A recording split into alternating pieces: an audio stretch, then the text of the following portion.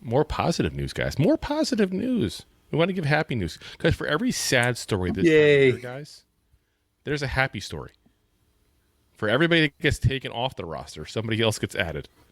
So that's why I wanted to leave you guys with a positive here. So Jakob Johnson, who's had an interesting couple weeks here with the Giants. So you all know we signed him last week. Fullback. They say fullback / tight end, but he really plays fullback. Who's played with Carmen Brasillo, our offensive line coach, for the last 5 years in a row. We know Brasillo's been preaching to the choir about having a fullback for the running schemes at that point. And here's his personal fullback he likes to have. We signed him. A week later, we cut him on Tuesday. And a lot of people were very confused about that. Now, I came on and told you guys in the videos we posted on Tuesday, I said, he's going to be back in this roster, guys. Don't you worry. This is a move to save somebody else. We'll see what happens from there. And guess what? Back on the roster the very next day. So he was signed Wednesday to the practice squad. Just today on Thursday, he is signed to the active roster.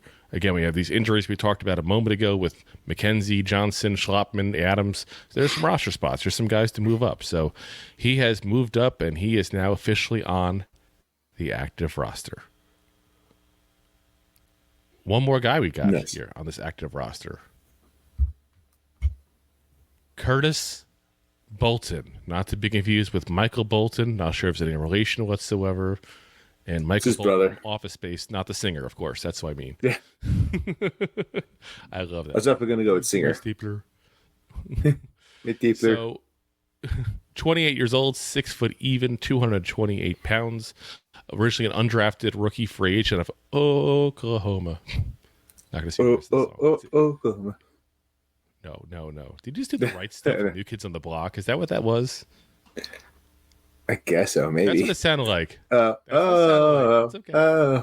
The right stuff.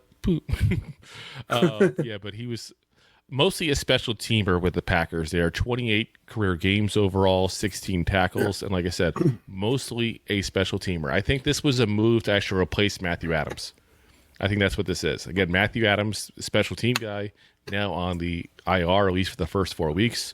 So Curtis Bolton gets a chance at that point to prove he deserves to be on a roster, that he deserves to be an actual NFL player, because he spent a few years with the Packers. They cut him loose, and here he was now, September, almost, the very tail end of August, and he's available.